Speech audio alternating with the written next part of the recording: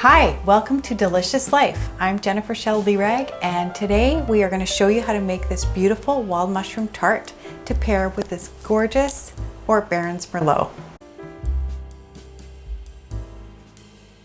My husband Jay and I love to entertain, and this is such an easy and delicious dish. You're going to love it. Start this off right. We should always have wine when we're cooking, correct? Right, honey? Jay, here you go.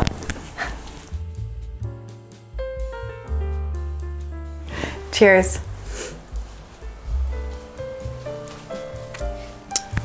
So delicious.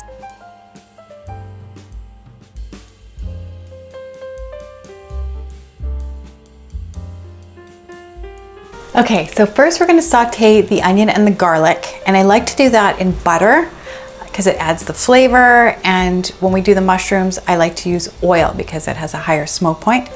So we're going to saute the onions until they are just softened, and then we'll put them aside and we'll do the mushrooms.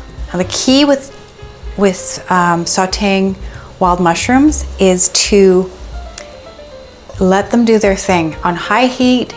Put them in and try not to touch them for a minute, because then they sear and they get that lovely almost caramelized side and all the water doesn't come out. So that's kind of a trick with mushrooms. You'll see what I mean. And then when you do saute them, they make that kind of squeaky sound, and that's a very good thing.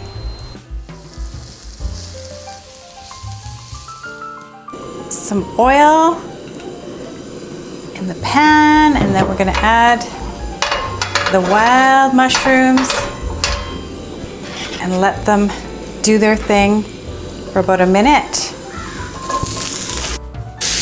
Just make sure these are all touching the bottom of the pan. Patience. Yeah, it makes such a big difference. And also when you add salt, it draws out the water too fast, so you're not going to season until after with the salt and pepper.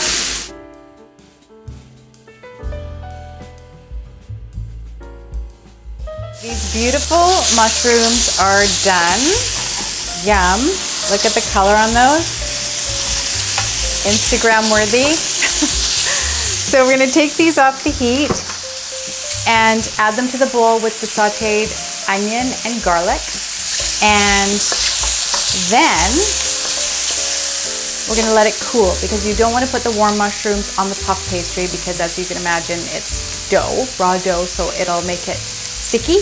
So we have a bowl of cooled wild mushrooms, the onion, the garlic.